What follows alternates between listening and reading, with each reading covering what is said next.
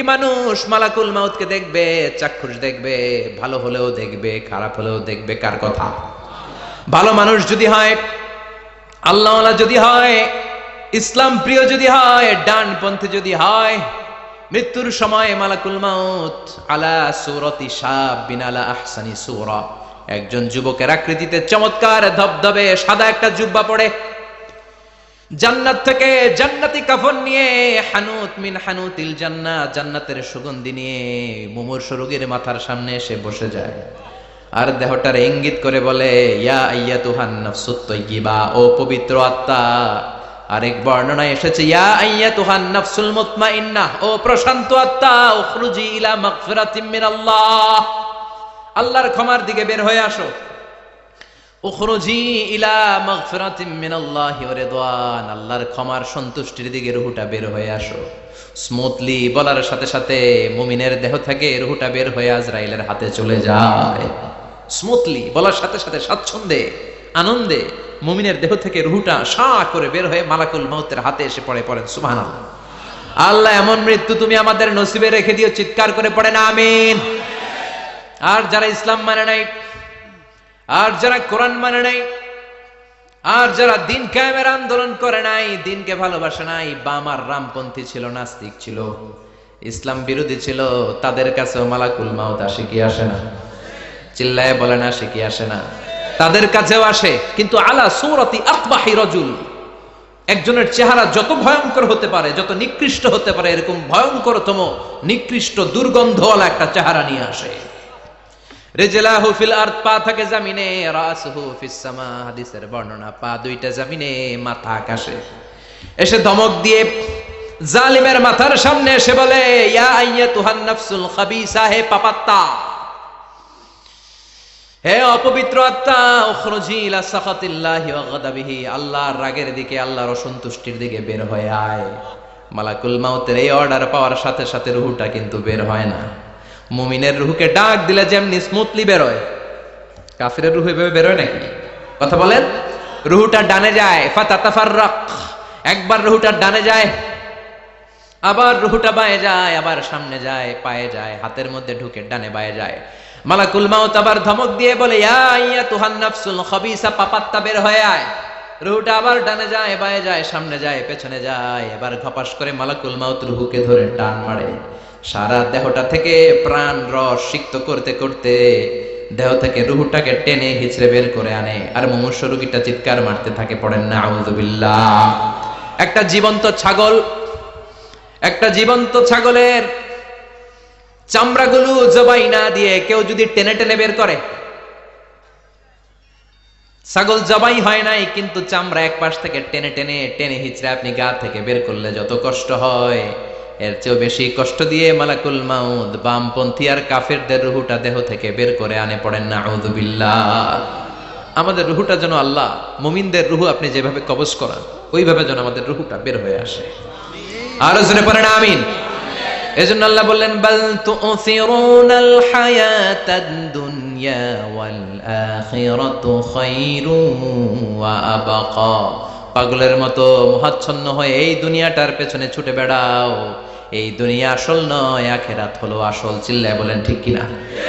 অস্থির, আমরা ব্যস্ত দুনিয়ার লোভে আর মোহে পড়ে আমাদেরকে যে মরতে হবে, চলে যেতে হবে, এটা ভাবার সময় আমাদের নাই। চিল্লাই কোন ঠিক কিনা? এজন্য বলা হয় মুতু ক্বাবলান তামুতু, মরার আগে একবার মরো। হাসিবু ক্বাবলান তুহাসাবু আলাইক, তোমার হিসাব কিয়ামতের দিন করার আগে তুমি তোমার হিসাব করো। জীবনে কি কি পাপ করেছি আমি জানি, আমার চেয়ে ভালো কেউ জানে না। চিল্লায় বলেন ঠিক কিনা? কি কি অন্যায় করেছি আমার হৃদয়ের মধ্যে কথাগুলো আছে না নাই? পৃথিবীর কেউ না জানলেও আমি জানি কি জানি না? পৃথিবী না জানুক আমি তো জানি, আমি কি পাপ করেছি হায়। পৃথিবী না জানুক আমি তো জানি, আমি কি পাপ করেছি হায়। আমার পাপের করলে বিচার, বাঁচার উপায় নাই আমার। দয়াময় প্রভু মাফ করো আমায়, মাফ করো আমায়। পড়েন আমি আরো জোরে আমিন। এজন্য হাসিবু ক্বাবলা আন তুহাসাবু আলাইক, তোমার হিসাব বসার আগে নিজে হিসাব করো কি কি করলা।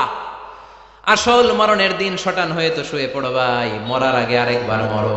মরার আগে আরেকবার কি করবেন কথা বলেন? মরার আগে কি করতে হবে?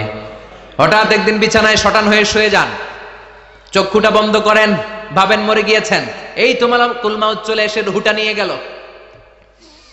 আত্মীয় স্বজন চিৎকার চেঁচামেচি শুরু করে দিল, কান্নার রোল পড়ে গেল চারদিকে।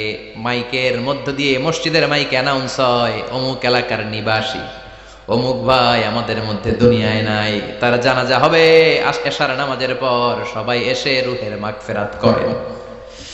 সবাই আপনারে দেখতে আসবে, কেঁদে কেঁদে লোকজন আপনারে কবর দিতে আসবে। চিল্লায় বলেন ঠিক কি না? কেঁদে কেঁদে সবাই আসবে, দেখার জন্য আসবে। ছেলেগুলো কাঁদবে, স্ত্রী কাঁদবে, বাবা মা কাঁদবে, বন্ধু বান্ধব কাঁদবে, আর ঘরের মধ্যে রাখা হবে না। এবার আপনাকে গোসল দেওয়ার পালা। চক্ষু বন্ধ করে চিন্তার দরকার আছে না নাই? কথা বলেন। হঠাৎ করে,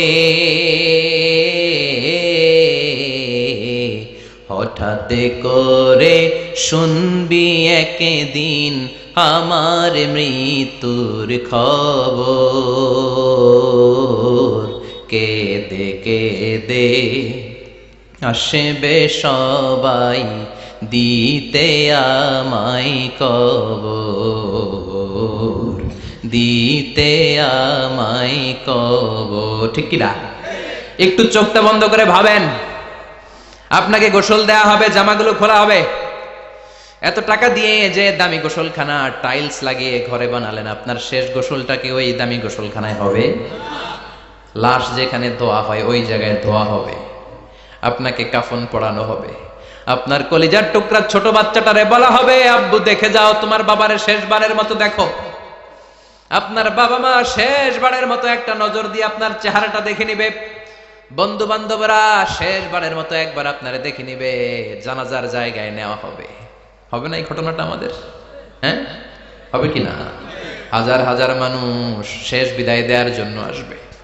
চারটা তাকবীর দিয়ে ইমাম নামাজ শুরু করবে। আল্লাহু আকবার, আল্লাহু আকবার, আল্লাহু আকবার, আল্লাহু আকবার বলে নামাজ শুরু করবে। নামাজ শেষ।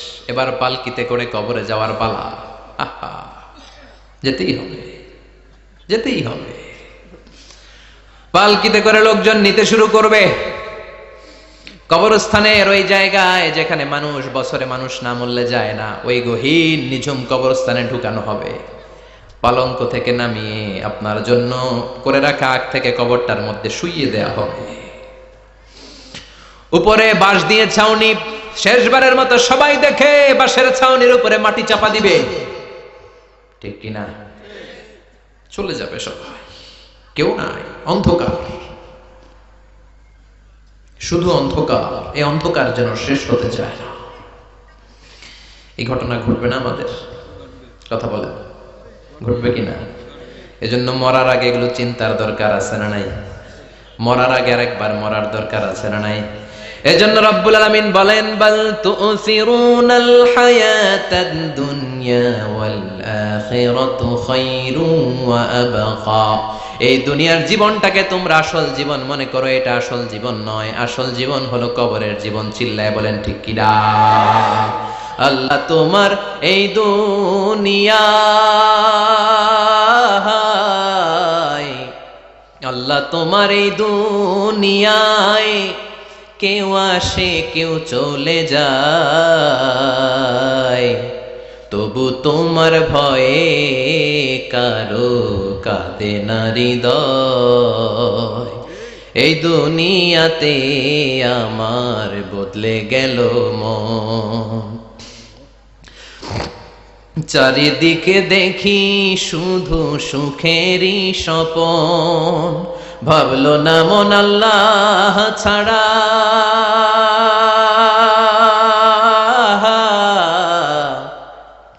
ভাবলো না মন আল্লাহ ছাড়া নেই কোনো উপায়।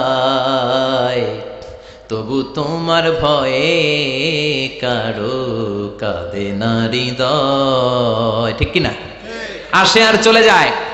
প্রতিদিন মাইকে অ্যানাউন্স শুনি, অমুক এলাকার অমুক লোক নাই, দাদা গেল, বাবা গেল, বড় ভাই গেল, আত্মীয় স্বজন গেল, আমাকেও যেতে হবে, এই চিন্তা মাথায় নাই। চিল্লায় এখন, ঠিক কিনা? এজন্য লাইফটা হলো one time, one chance, second কোনো চান্স আপনাকে দেয়া হবে নাকি? কাফেররা বলবে, ইয়া রাব্বি, আরেকটা সুযোগ দেন, লাউ আন্না লানা কাররা ইয়ানি মাররা, আল্লাহ আরেকটা সুযোগ যদি পেতাম দুনিয়াতে ভালো করে আসতাম। আল্লাহ বলবেন, ইন্নাহা কালিমাতুন কাইলুহা, এটা শুধু তাদের মুখের কথা, তাদেরকে আবার সুযোগ দিলেও তারা কিচ্ছু করবে না। চিল্লায় এখন, ঠিক কিনা? এজন্য একটা চান্স আমরা পেয়েছি, এই দুনিয়ার ওয়ান চান্সে আমরা ভয় পাবো একজনকে। চিল্লায় বলেন, তিনি কে?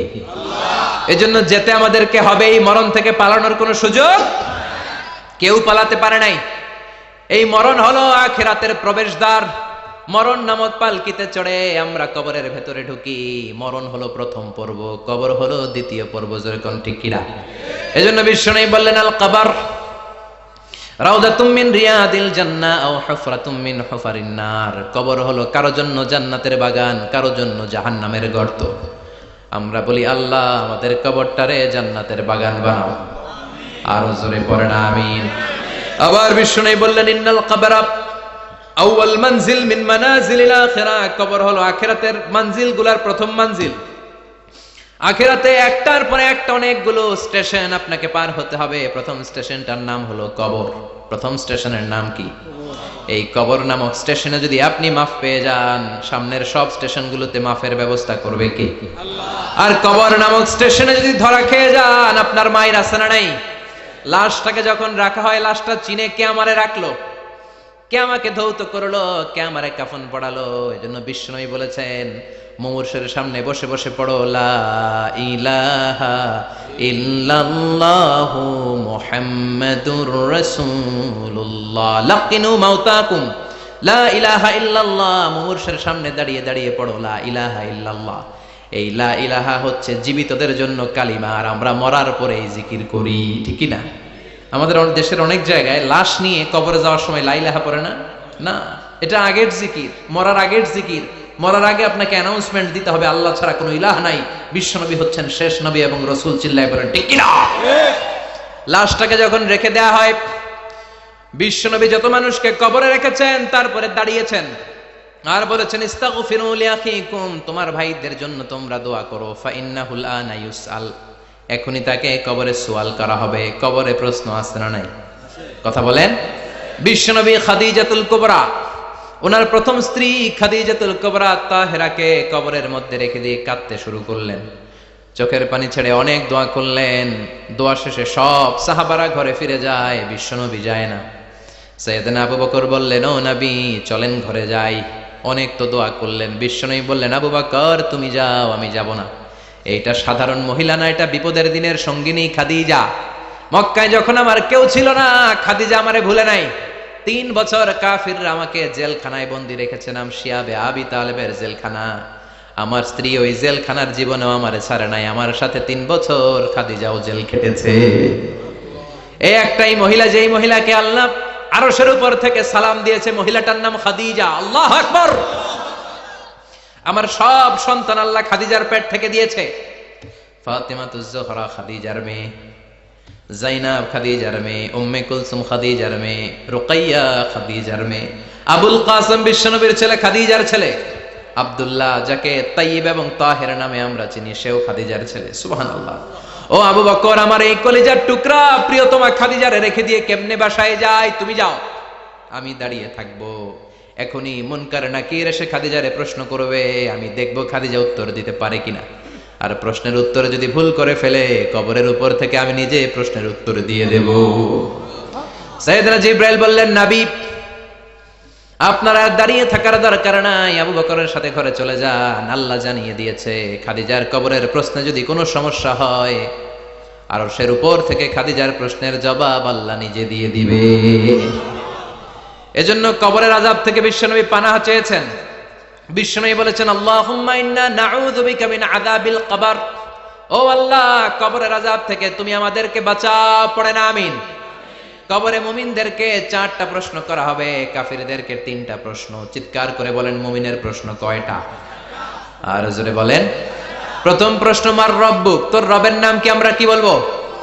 আল্লাহ আমারে রব, এই রবি আমার সব, দমে দমে তনু মনে তারি অনুভব।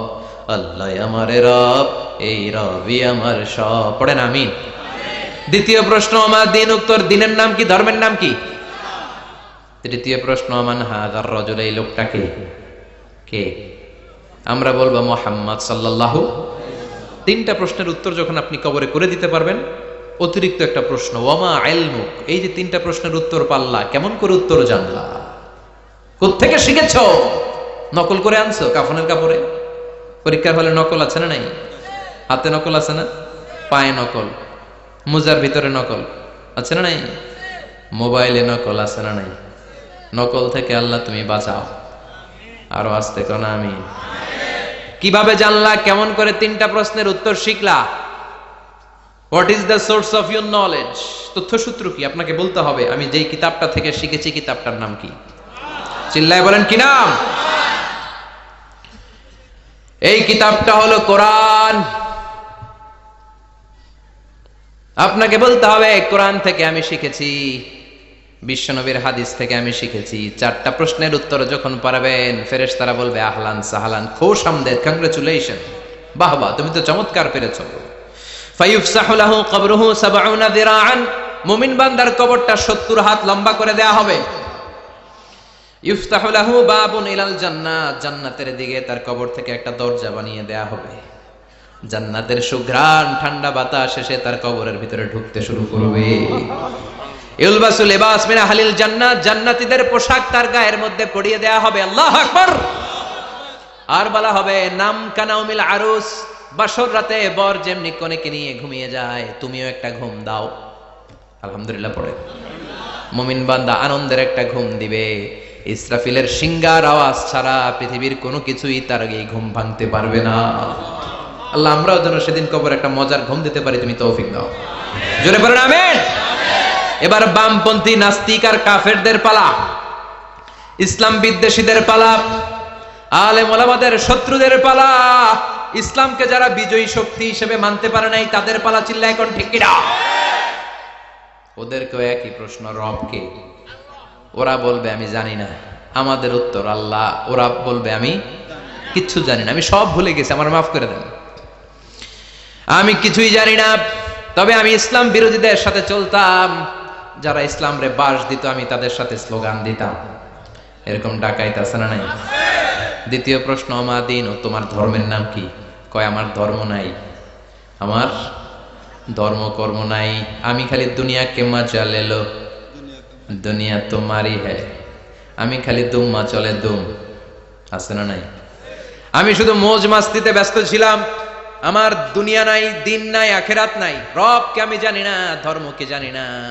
ইসলাম বিরোধী রাজনীতি আমি করতাম, মাও সেতুংয়ের রাজনীতি, কার্ল মার্কসের রাজনীতি, বুশের রাজনীতি, ডোনাল্ড ট্রাম্পের রাজনীতি, বামপন্থীদের রাজনীতি। চিল্লা এখন ঠিক কিনা?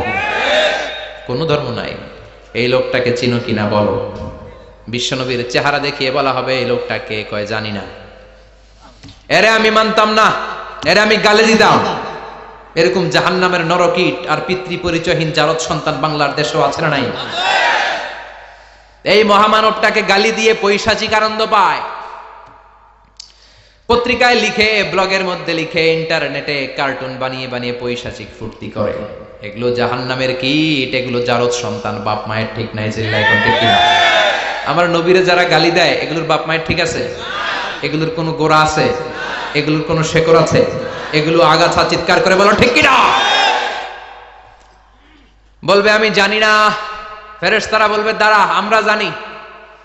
তোর সাথে কেমন আচরণ করতে হবে আমাদেরকে ট্রেনিং দিয়েছে কে? এবার শুরু হবে মাইর। কি শুরু হবে? কথা বলেন। মাইর।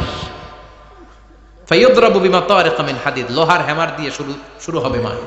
এক একটা হ্যামারের বাড়িতে মাথাটা ফেটে চূর্ণ বিচূর্ণ হয়ে যাবে, দেহটা জমিনের ভেতরে 70 গজ ডুবে যাবে, দেবে যাবে। ওর চিৎকারে কবরস্থানটাও থারথার করে কাঁপবে। আবার জমিনকে বলা হবে ইলতাইমি, চাপা দে। জামিনে ঢুকে যাওয়ার পরে জামিনের এপাশ থেকে একটা চাপা মাটি চাপা, বাম দিক থেকে মাটি চাপা, দুই চাপায় ডান দিকের পাজর বায়ে চলে যাবে, বাম দিকের পাজর ডানে চলে আসবে। ওর চিৎকারে কবরস্থানটা থার থার করে কাঁপবে। আল্লাহ, এই ধরনের পরিস্থিতি থেকে তুমি আমাদেরকে বাঁচাও। আরো চিৎকার করে বলেন আমিন। এজন্য কবরের এই প্রস্তুতি নেওয়ার দরকার আছে না নাই? কোরআনের পক্ষে থাকার দরকার আছে না নাই? ইসলামের পক্ষে থাকার দরকার আছে না নাই? ইসলামী আন্দোলনের সাথে থাকার দরকার আছে না নাই? ইসলামের বিজয় চাওয়ার দরকার আছে না নাই? যে লোক ইসলামের বিজয় চায় না, যে লোক চায় না ইসলাম দিয়ে দেশ শাসিত হোক, যে লোক চায় না কোরআনটা সংসদ ভবনে নেতৃত্ব দেখ, তার অন্তরে ঈমান থাকতে পারে নাকি? চিল্লায় বলেন পারে? যে ঈমান প্রয়োজনে উখিয়াতে নাই, উখিয়াতে মাজার আছে নাকি? সাগর পারে এগুলো থাকে, এগুলোর সাথে ইসলামের সম্পর্ক আছে? কথা বলেন আছে? যে ঈমান খাজার নামে মাজার গড়ে ফুলুস কামায়, যে ঈমান শিরকিয়াতের আমল করে ভীত না হয়, যে ঈমান বাস্তবে নাই, যে ঈমান ময়দানে নাই, মুখে শুধু কথার কলি, কি করে তারে বলো ঈমানে বলি, কি করে তারে বলো ঈমানে বলি, কি করে তারে বলো ঈমানে বলি। চিল্লায় বলেন ঠিক কিনা? এজন্য ঈমানের দাবি হচ্ছে অন্যায়কে প্রতিরোধ করতে হবে, হকের পক্ষে থাকতে হবে। কোরআনের রাজনীতি নিজ চোখে দেখে ইসলামকে সংসদ ভবনের উপরে কালিমার পতাকা পতপত করে দেখার স্বপ্ন অন্তরে থাকতে হবে। চিল্লায় কোন ঠিক কিনা? এটাই তো মুমিন, যে ইসলামকে বিজয়ী শক্তি হিসেবে দেখতে চায়, যে কোরআনের আইন চায়, যে কোরআনের রাজ চায়। চিল্লায় বলেন ঠিক কিনা? এজন্য আমরা আল্লাহর কাছে কামনা করি, আল্লাহ তুমি আমাদেরকে ঈমানের মৃত্যু দাও, তুমি আমাদেরকে কবরের সব প্রশ্নগুলো সহজ করে দাও। পড়ে না আমিন? আরো জোরে পড়ে না আমিন? এজন্য আল্লাহ বললেন বাল তুসিরুনাল হায়াতাদ দুনিয়া ওয়াল আখিরাতু খায়রুন ওয়া আবাকা। ও আমার গোলাম, দুনিয়ার এই জীবনটাকে তোমরা আসল জীবন মনে করো, এই জীবন কিন্তু আসল জীবন না। আসল জীবন হলো আখিরাতের জীবন। কোন ঠিক কিনা? এই জন্য মৃত্যু থেকে যতই পালাও, পালিয়ে বেঁচে থাকতে পারবা নাকি? পারা যাবে? চিল্লায় বলেন। কোন নবীরা পারছে? আদম আলাইহিস সালাম মৃত্যু থেকে বেঁচে গেছে না? মরছে? কথা বলেন না। উনি পৃথিবীর একমাত্র মানুষ যিনি জানতেন যে উনি কতদিন বাঁচবেন। সুবহানাল্লাহ পড়েন। উনি জানতেন উনি কতদিন বাঁচবেন। কেন আল্লাহ জানালেন? এর কারণ মৃত্যু কি এটা উনি জানেই না, কেমনে মরে দেখেই নাই, কষ্ট কি জানে না। আমরা আমাদের দাদাকে মরতে দেখেছি, বাবাকে মরতে দেখেছি, মামাকে মরতে দেখেছি, মরণের কত কষ্ট আমরা দেখি, এজন্য ভয় আছে না নাই? আদম আলাইহিস সালামের দাদা আছে নাকি? বাবা, মামা, খালু, শালা আছে? নাই। এজন্য মৃত্যু যে কেমন এটা উনি জানতেন না। এজন্য আল্লাহ জানিয়ে দিলেন, আদম পৃথিবীতে তুমি 1000 বছর বাঁচবো। আলফুসানা লাম্মা খালাকাল্লাহু আদামা ওয়া কানা তুলুহু 60 যিরাআন। বুখারীর বর্ণনা, সাইয়েদনা আদম আলাইহিস সালামকে বানানোর পরে আল্লাহ 60 হাত লম্বা বানালেন। কয় হাত? জোরে বলেন, আরো জোরে। 60 হাত লম্বা। এরপরে ওনার ঔরসে পৃথিবীতে যত নারী আসবে, পুরুষ আসবে রূহের জগতে, সবগুলো রূহকে বসিয়ে দিলেন বৈঠকে। সুবহানাল্লাহ। বিশাল কনফারেন্স রুম। আমরাও ছিলাম না? আমাদের রূহটাও ছিল। সাইয়েদনা আদম বললেন, আল্লাহ এরা কারা? আল্লাহ বললেন, আদম এগুলো সব তোমার সন্তান। সাইয়েদনা আদম অবাক দৃষ্টিতে, অপলক নয়নে নিজের সন্তানদের রূহগুলো দেখতেছিলেন। দেখতে দেখতে হঠাৎ একটা রূহকে ভালো লেগে গেল। বললেন, আল্লাহ এটা কার রূহ? আল্লাহ বললেন, এটা দাউদ আলাইহিস সালামের রূহ। পড়েন সুবহানাল্লাহ। আল্লাহ এটাকে দেখতে বড় ভালো লাগে, কার রূহ? এটা তোমার ছেলে নবী হবে, নবী দাউদের রূহ। কাম উমরু, আল্লাহ দুনিয়াতে সে কয়দিন বাঁচবে? আল্লাহ বললেন, 40 সানা, 40 বছর। কয় বছর? সবাই বলেন কয় বছর? 40 বছর। সাইয়েদনা আদম বললেন, মাবুদ আমার এত সুন্দর কলিজার টুকরা সন্তান দাউদ আলাইহিস সালামকে দুনিয়াতে মাত্র 40 বছর আপনি কেন দিলেন? আল্লাহ প্রথম মানুষ এবং নবী হিসেবে আপনার কাছে ফরিয়াদ করি, আমার ছেলে দাউদের বয়স বাড়ায়া দেন। আল্লাহ কয় না, হাদা কদ কুতিবা, এটা লেখা হয়ে গেছে। রুফিআতিল আকলাম ওয়া জাফফাতিস সুহুফ, লিখে ফেলছি, কলম শুকায় গেছে, কালি শুকায় গেছে, এটা চেঞ্জ করা যাবে। সাইয়েদনা আদম বললেন, আল্লাহ আমি বাঁচবো কয় বছর? কয় তুমি থাকবা কয় বছর? আলফুসানা, 1000 বছর। মনে আছে? আল্লাহ আমার 1000 বছরের দরকার নাই, আমি আমার 1000 বছর থেকে 60 বছর আমার ছেলে দাউদরে আমি দিয়ে দিলাম। আদম আলাইহিস সালামের 1000 বছর থেকে 60 বছর যদি দান করে দেয়, ওনার আর কত রইল? 940। আর 60 বছর যদি দাউদ নবীর 40 বছরের সাথে যোগ দেয়া হয়, উনি পেলেন কয় বছর? 100। সাইয়েদনা আদম পৃথিবীতে আসলেন, এসে থাকতে শুরু করলেন। দিন গড়িয়ে রাত আসে, মাস গড়িয়ে বছর আসে, বছর যায় বছর আসে। ঠিক 940 বছর পর মালাকুল মাউত আদম আলাইহিস সালামের কাছে আসলেন, বললেন, আনা মালাকুল মাউত উকিলা বিকুম, আপনাদের জন্য আল্লাহ আমাকে বানিয়েছে রূহ কবজ করতে। ও আদম, আবুল বাশার, পৃথিবীর প্রথম মানব, প্রথম নবী, আপনার সময় শেষ, রেডি হন। কি হন? খেলা শুরু হবে, এখনই রূহ কবজ করে নিয়ে যাব। সাইয়েদনা আদম বলে, এখন আসছো কেন? আমার আরো 60 বছর বাকি আছে। মালাকুল মাউত বলে, না, আপনি রূহের জগতে আল্লাহর কাছে আপনার সন্তান দাউদকে কয় বছর দিয়েছিলেন? 60 বছর। এজন্য 940 বছর আপনার জন্য লেখা। আমি এখন আপনার রূহ কবজ করতে চাই। সাইয়েদনা আদম বলে, আমি মানি না, আমি কাউরে দেই নাই 60 বছর, আমি দেই নাই, আমি আরো বাঁচবো, আমি আরো বাঁচবো, 60 বছর আমি বাঁচবো, আমি কি দেইটাই নাই। মেয়ে যাও। মালাকুল মাউত আল্লাহর যে বলে, আল্লাহ দেয় নাই বলে, আসলে ভুলে গেছে। আসলে আফাতুল ইলমি আন নিসিয়ান, মানুষ ভুলে যায়, মানুষ বড্ড ভুলে যায়। আমরা অনেক সময় খাইয়াও কই খাই নাই। অনেক কিছু আপনি দিছিলেন, কিন্তু ভুলে যাই, গলার নিচ দিয়ে নামার পরে কই তুমি কিচ্ছু দাও নাই। আছে না নাই? নাসিয়া আদম ফানাসিয়া বানু, আদম আলাইহিস সালাম ভুলে গেছেন, তাই আমরাও ভুল করি, ঠিক কি না? এজন্য আমাদের নেতারাও বলে এটা দেব ওটা দেব, নির্বাচনের পর সব ভুলে যায়। আছে না নাই? ওই যে আদম আলাইহিস সালাম ভুলছে, আমরাও ভুলে যাই। ওনাদের দোষ কি? ভুলে যায়, বেমালুম ভুলে যায়। আল্লাহ বললেন, মালাকুল মাউত আর জোরাজুরি করো না, 940 নয়, ঠিক 1000 বছর পরে আদমের কাছে যাবা। আমি আমার আদমের ভাগ্যে এই জিনিসটাই রেখে দিয়েছিলাম রে মালাকুল মাউত। আমি আগ থেকে এটাই রেখেছি, আমি জানতাম সে ভুলে যাবে। চিল্লা এখন সুবহানাল্লাহ। তার মানে পৃথিবীর সবচাইতে লম্বা মানুষ, 60 হাত লম্বা, এত শক্তিশালী আদম আলাইহিস সালাম শ্রীলঙ্কাতে প্রথম নেমেছিলেন। এক লাফ দিলে আধা মাইল চলে যাইতেন। সুবহানাল্লাহ। কি লম্বা মানুষ! থাকতে পারছে? কথা নাই। ঘুমে ধরছে? শেষ করে দেই। হ্যাঁ, আরো কয়েক মিনিট চলবে? চলবে চলবে। তাকবীর দেন, লিল্লাহি তাকবীর।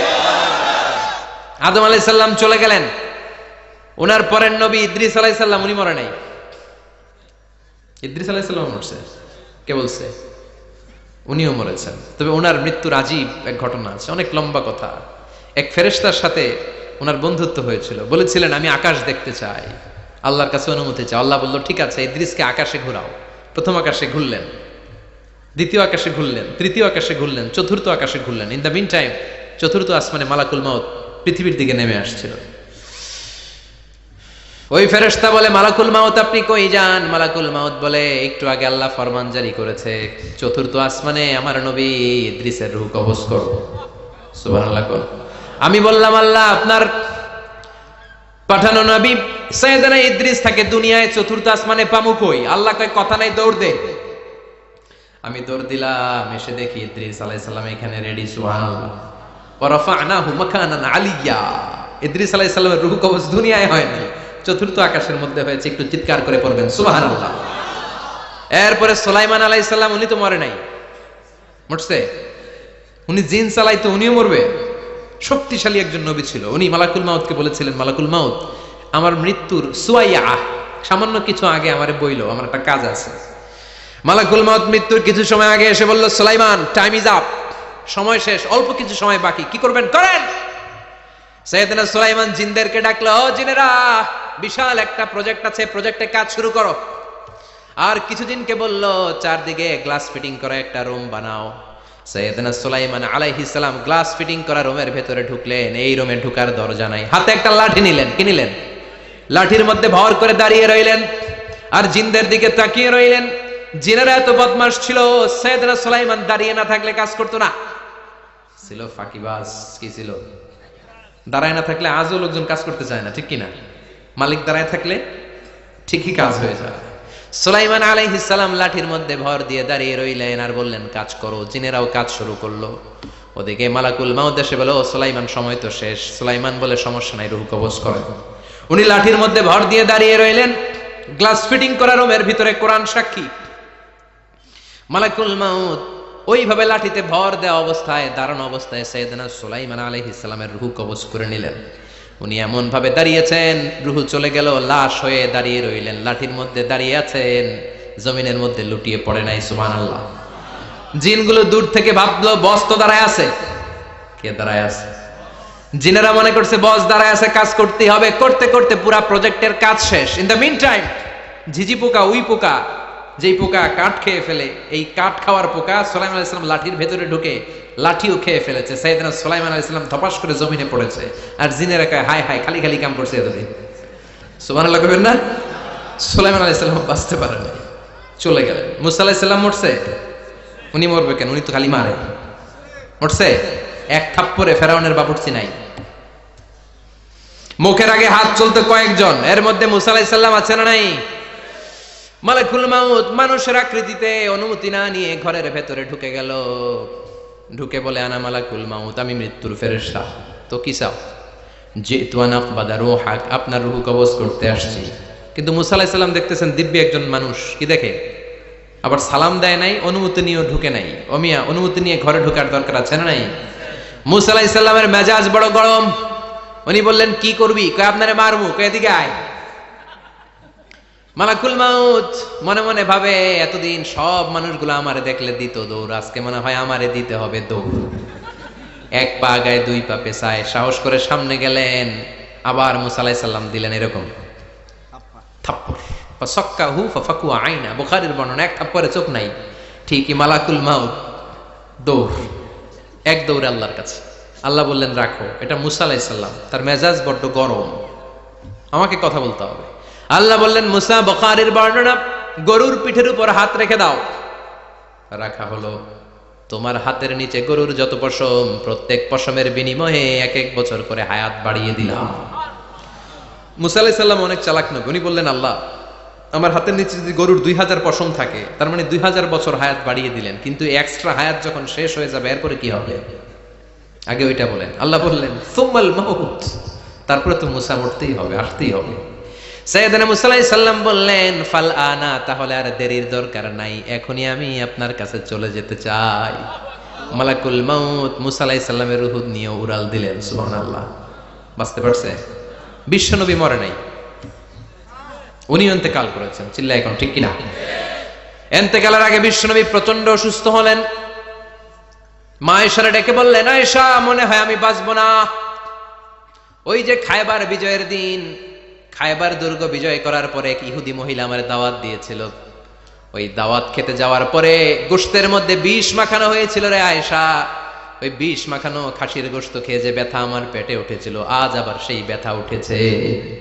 বিশ্ব নবী ওই বিষ খাওয়ানো গোশতের কারণে ইন্তেকাল করেছেন। তার মানে বিশ্ব নবী শাহীদ। জামা আল্লাহু বাইনান নবুওয়া ওয়াশ শাহাদা, আল্লাহ বিশ্ব নবীকে শুধু নবী বানায় নাই, শহীদ হিসেবে কবুল করেছে। সুবহানাল্লাহ কইবেন না? প্রচন্ড অসুস্থ, উনি ছাড়া মসজিদে নববীতে কেউ ইমামতি করার সাহস পায় না। বিশ্বনবী বললেন, আবু বকর তুমি যাও। আবু বকরও যায় না। বিশ্বনবী বললেন, পানি আনো। বিশ্বনবী পানি দিয়ে ওযু করলেন। ওযু করে কয়েকজন সাহাবীকে ধরে উঠতে চাইলেন, আবার ধপাস করে বেহুশ হয়ে পড়ে যায়।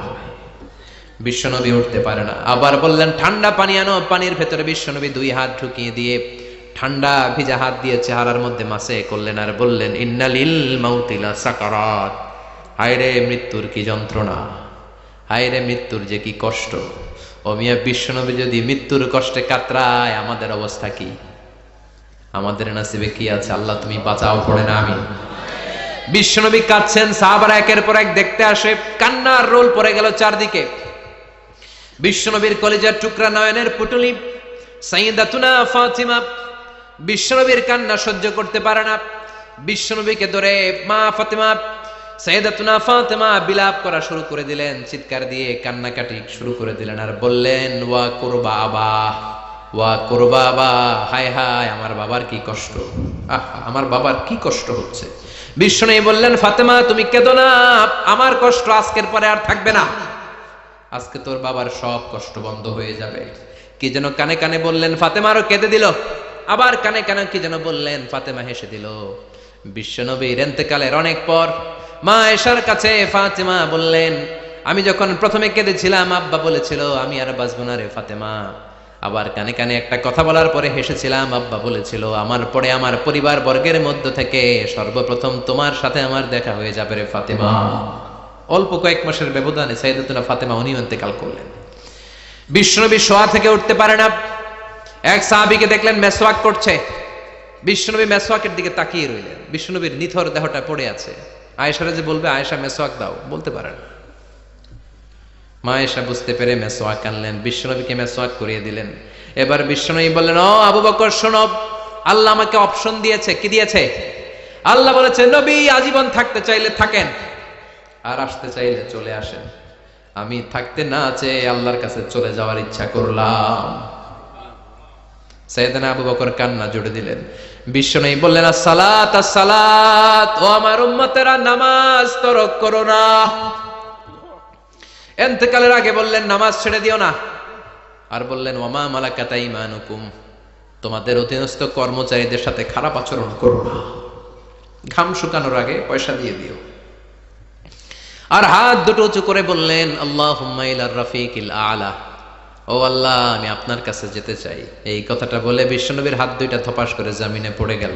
বিশ্বনবীও চলে গেলেন। থাকতে পেরেছে কেউ? চিল্লায় বলেন। এজন্য আমরা আল্লাহর কাছে ইমানি মৃত্যু চাই। কি মৃত্যু? আমরা উত্তম মৃত্যু চাই। চিল্লায় বলেন কি মৃত্যু? এজন্য মরণের আগে ইমান নিয়ে মরার দরকার আছে না নাই? বিশ্বনবী দোয়া করতেন আল্লাহুম্মা রযুকনা হুসনাল খাওয়াতিম, ও আল্লাহ আমাদের শেষটা যেন ভালো হয়। শেষ কথা বলি, এদিকে তাকান, মনোযোগ আছে? বলতেন আল্লাহুম্মা রযুকনা হুসনাল খাওয়াতিম, ও আল্লাহ আপনি আমাদেরকে ইমানের মৃত্যু দেন, আমাদের শেষটা ভালো করেন। কারণ সব ভালো তার শেষ ভালো। জানেন না এটা আপনারা? সব ভালো তার শেষ ভালো। আজীবন ইসলামের পক্ষে, আজীবন নামাজি মুত্তাকি, মরার আগে কাফের হয়ে মরে, এরকম আছে না নাই? মরার আগে শাহবাগের মঞ্চে উঠে ভাষণ দেয়, ভাইয়েরা আমার, আছে না নাই? আবার আজীবন কাফের, ইসলামের বিরোধী, ইন্তেকালের আগে কালিমা পড়ে সব মাফ করায়, আছে না নাই? বিশ্বনবীর শ্বশুর আবু সুফিয়ান, নাম শুনছেন? বদরের যুদ্ধে বিশ্বনবীর বিরুদ্ধে, মক্কায় বিশ্বনবীর ঘুমাতে দেয় নাই, উহুদের যুদ্ধে বিশ্বনবীর সাথে ফাইট, খন্দকের যুদ্ধে বিশ্বনবীর সাথে মারামারি, আহজাবের যুদ্ধে কিলাকিলি, সারাটা জীবন বিশ্বনবীর সাথে মারামারি, মক্কা বিজয় কালিমা পড়ে মুসলমান হয়েছে। গোটা জীবনে যা অন্যায় করেছে সব মাফ করে দিয়েছে কে? এজন্য আমরা আল্লাহরে বলি, আল্লাহ কালিমাটা পড়তে পড়তে যেন আমরা মরতে পারি। চিৎকার করে পড়ে না আমিন। জিহাদের ময়দানে এক সাহাবা যুদ্ধ করতে লাগলেন। বুখারীর বর্ণনা, যুদ্ধ করতে করতে কাফেরদেরকে মারতে মারতে, হাদিসের ভাষ্য লা ফাযা ওয়ালা শাযা ইল্লা ইয়াদরিবুহা বিসাইফি, তার সামনে যত কাফের আসে সে কচুকাটা করে। অন্য সাহাবীরা খুশি হয়ে যায়। অন্য সাহাবীরা বলে আজকের সব সওয়াব এই সাহাবী পেয়ে যাবে। কিন্তু বিশ্বনবী হঠাৎ করে একটা কথা বললেন, ওই কথা শুনে সাহাবীরা অবাক। বিশ্বনবী বললেন হুয়া ফিন্নার, ও জাহান্নামে যাবে। কই যাবে? জিহাদের ময়দানে এক মুজাহিদ সাহাবী কাফেরদেরকে মেরে শেষ, কিন্তু বিশ্বনবী বললেন কই যাবে? কথা কয় না। এক সাহাবী কয় ঘটনা কি? এত বড় মুজাহিদ ফি সাবিলিল্লাহ কেন জাহান্নামে যাবে? আমি লুকিয়ে লুকিয়ে দেখি। লুকিয়ে লুকিয়ে ওই সাহাবী দেখে মুজাহিদ সাহাবী যুদ্ধ করতে করতে কাফেরদের বিশাল একটা ঘাটির ভেতরে ঢুকে গেল। মারতে মারতে মারতে মারতে হঠাৎ এক কাফেরের আঘাতে এই মুজাহিদ সাহাবীর ডান হাতটা কাটা পড়ে গেল। এবার ডান হাত দিয়ে ফিনকি দিয়ে রক্ত বের হতে শুরু করলো। মুজাহিদ সাহাবী আর যন্ত্রণা সহ্য করতে পারে না। যন্ত্রণা সহ্য করতে না পেরে কাতরাতে কাতরাতে নিজের হাতের ছুরিটাকে জমিনের মধ্যে গেড়ে দিয়ে ছুরির উপর ঝাঁপিয়ে পড়লো। পেটের এই দিক দিয়ে ঢুকে ওপাশ দিয়ে বের হয়ে গেল, এফার হোফার হয়ে গেল, মানে আত্মহত্যা করলো। ঠিক কিনা? জাহান্নামী না? কথা কও। লুকিয়ে লুকিয়ে যে সাহাবা দেখেছে চিৎকার দিয়ে বিশ্বনবীর কাছে যায় বলে আশহাদু আন্নাকা রাসূলুল্লাহ, ও নবী আপনি যে আসল নবী কোনো সন্দেহ নাই, আমি লুকিয়ে লুকিয়ে দেখেছি। ওই মুজাহিদ সাহাবা বেঁচে নাই, সে কাফেরের আঘাতে শহীদ হয় নাই, নিজের পেটে নিজে ছুরি ঢুকিয়ে আত্মহত্যা করেছে। আজীবন বিশ্বনবীর সাথী, মরার আগে জাহান্নামী। আমরা কেউ জানি না আমাদের শেষটা কেমন হবে। এজন্য আমাদের শেষটা ভালো হোক, ভেরি সেন্সিটিভ ইস্যু। আমাদের শেষটা ইমানের হোক। এখন যেমনি মাথা ঠিক আছে, বুদ্ধিমত্তার সাথে শাহাদাত বাক্যের উপর যেন আমরা মরতে পারি, আমরা পড়ি আমিন। চিল্লায় পড়েন আমিন। কি করে বুঝবেন মৃত্যুটা ভালো হলো? এক নাম্বার আলামত আন-নুতকু বিশ-শাহাদা।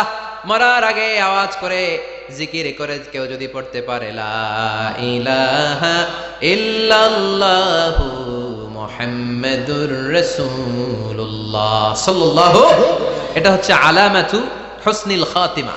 আপনার মৃত্যুটা যে ভালো মৃত্যু হয়েছে এটার আলামত। কি মৃত্যু?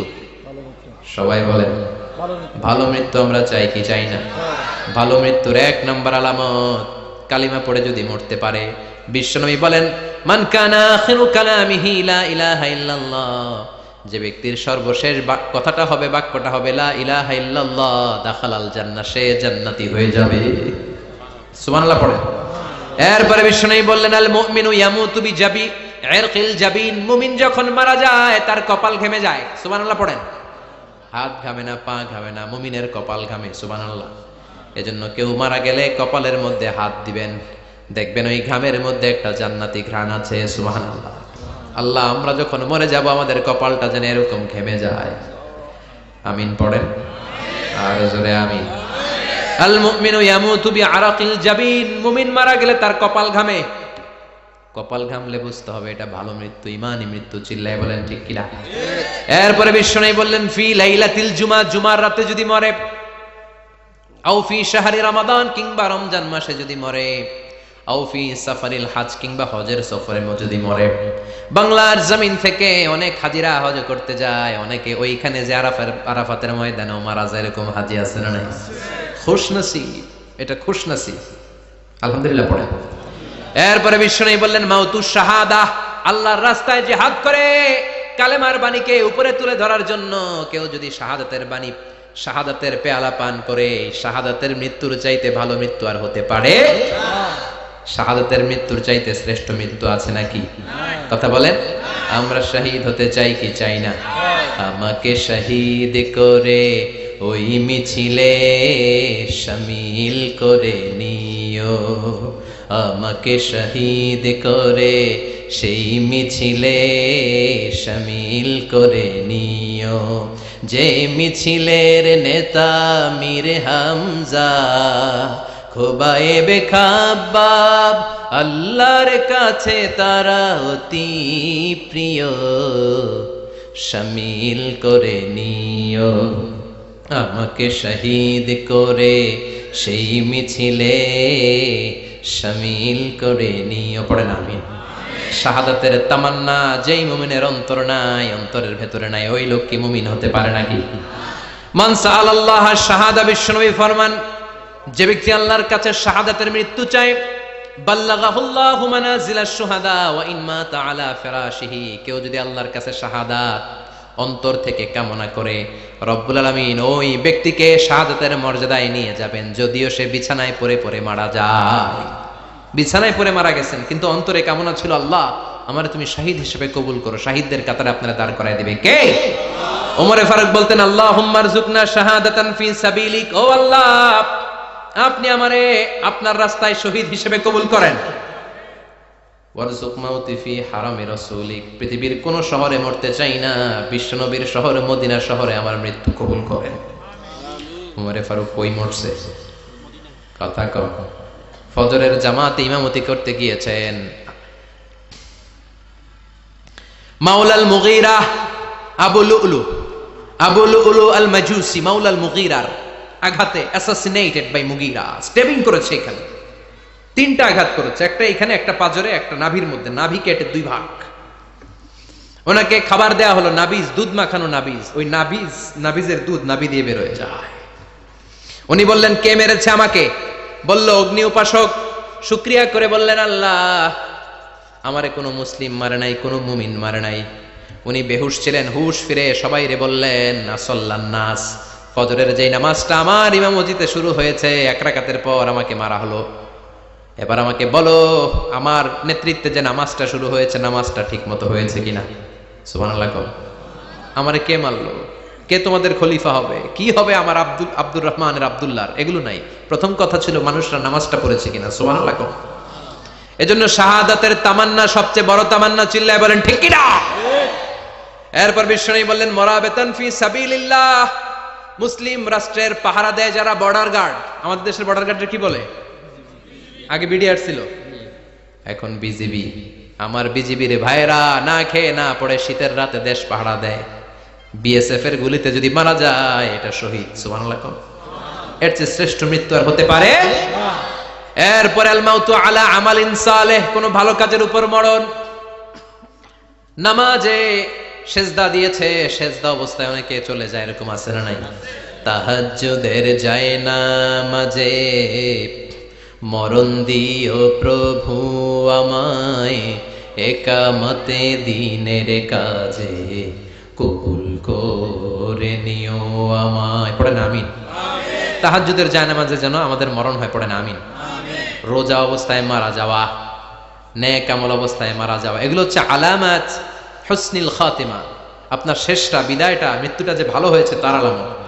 আল্লাহ এই যে কথাগুলো বললাম, শ্রেষ্ঠ শ্রেষ্ঠ মৃত্যু, আমাদের মৃত্যুগুলো ওই রকম করে দিও। চিৎকার করে পড়েন আমিন, আওয়াজ করে পড়েন আমিন। এবার আলামাত সুইল খাতিমা, কিছু মৃত্যুর আলামত আছে, এটাই প্রমাণ করে এটা ভালো মৃত্যু নয়, এরকম আলামত আছে না নাই? এক নম্বরে হলো আল ইন্তিহার, আত্মহত্যার মৃত্যু। সমাজে আছে না নাই? উখিয়াতে তো নাই না? এদিকেও মরে, কি জন্য? কেন মরে?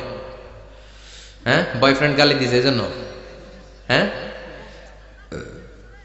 মান কতালা নাফসাহু বিশাইইন উযযিবা বিহি ইয়াউমাল কিয়ামা, যে জিনিস দিয়ে যে যাকে মেরেছে, আত্মহত্যা করেছে, সুইসাইড করেছে, কিয়ামতের দিন ওই জিনিস দিয়ে সে তাকে মারবে, এটাই হবে তার শাস্তি। ওড়না পেঁচিয়ে যারা আত্মহত্যা করলো ওর শাস্তি ওড়না পেঁচানো। বিষ খেয়ে যারা মারা গেল তার শাস্তি জাহান্নামের বিষ খাবে আর চিৎকার করবে। ছুরি ঢুকিয়ে যারা মারা গেল জাহান্নামের আগুনে ঝলসানো ছুরি শুধু ঢুকাবে। আল্লাহ আত্মহত্যা থেকে বাংলাদেশে বাঁচাও, আমাদের ছেলে মেয়েগুলারে বাঁচাও। চিৎকার দিয়ে বলেন আমিন। আত-তাআক্কুদ ফিল লিসান ফিলা ইলাহা ইল্লাল্লাহ, আজীবন কালেমা পড়ে নাই, আজীবন কালেমারে বাস দিয়েছে, এখন মরার সময় সবাই কয় কলমা পড়েন, কলমা পড়ে, এখন পড়তে চায় মাগার মুখ দিয়া বাইর হয় না। আছে না নাই? এরকম ডাকাই দুখিয়াতে নাই, কলমা পড়তে পারে না, আটকায় যায়, মরে গেছে। এই মৃত্যুটা কি ভালো? কথা বলেন। ফি হালাতি শুরব, অনেকে মদ খাইতে খাইতে মরে, আছে না নাই? জুলুম করতে করতে মরে, আছে না নাই? অন্যের জায়গা দখল করে মরে, এরকম আছে না নাই? ফি হালাতি ইরতিকাবিল কাবায়ের, যে কোনো কবিরা গুনাহ করা অবস্থা যদি মারা যায় এটা খারাপ মৃত্যু, অপমৃত্যু, এটা জান্নাতি মৃত্যু নয়। চিৎকার করে বলেন ঠিক কি না? এরপর ফি সাখাতিল ওয়ালিদাইন, বিশ্বনবী বললেন কোন ছেলে যদি মারা যায় এমন অবস্থায় মা বাবা তার উপর রাগান্বিত, এটা ভালো মৃত্যু? কথা বলেন। পৃথিবীর চেয়ে, গোটা পৃথিবীর বুকে মায়ের চেয়ে আপন কেউ আছে নাকি? এই মায়ের মনে কষ্ট দিয়ে ওই অবস্থায় যদি মারা যায় এই মৃত্যুটা অনেক খারাপ। চিল্লায় বলেন ঠিক কিনা? এজন্য মায়ের সাথে খারাপ আচরণ করবেন নাকি? কথা বলেন। যার মা নাই সে জানে মা না থাকার কি জ্বালা, ঠিক কিনা? যখন রাত্রি নিঝুম এই চোখে ঘুম, একলা শুধু ঘরে, তোমায় মনে পড়ে মাগো, তোমায় মনে পড়ে, যখন রাত্রি নিঝুম এই চোখে ঘুম, একলা শুধু ঘরে, তোমায় মনে পড়ে মাগো, তোমায় মনে পড়ে। এজন্য মায়ের দোয়া সবচেয়ে বড় দোয়া। মা রেগে আছে, মা বদদোয়া দিয়েছে, বাবা বদদোয়া দিয়েছে, বাবা আপনার উপর অসন্তুষ্ট, ওই অবস্থায় ছেলে মরলে এটা কি ভালো মৃত্যু? এরপরে স্বামী যদি নাখোশ থাকে স্ত্রীর উপর, স্বামী যদি স্ত্রীর উপর রেগে থাকে, অসন্তুষ্ট থাকে, ওই অবস্থায় স্ত্রী যদি মারা যায় এটাও খারাপ মৃত্যু। চিল্লায় বলেন, এটাও খারাপ মৃত্যু। এরপরে লাউ ফারিহাল মুসলিমুনা বিমাউতি, কোন লোক মারা গেলে যদি এলাকার মুসলমানরা খুশি হয় এটা কি ভালো মৃত্যু নাকি? কোন লোক মারা গেলে এলাকার মুসলমানরা যদি আল্লাহর শুকরিয়া করে এটা কি ভালো মৃত্যু নাকি? আমরা কি ভালো মৃত্যু চাই নাকি খারাপ? আমরা শাহাদাতি মৃত্যু চাই, ইমানের মৃত্যু চাই, পড়েন আমিন। এজন্য রব্বুল আলামিন বলেন বাল তুসিরুনাল হায়াতাদ দুনিয়া ওয়াল আখিরাতু খায়রুন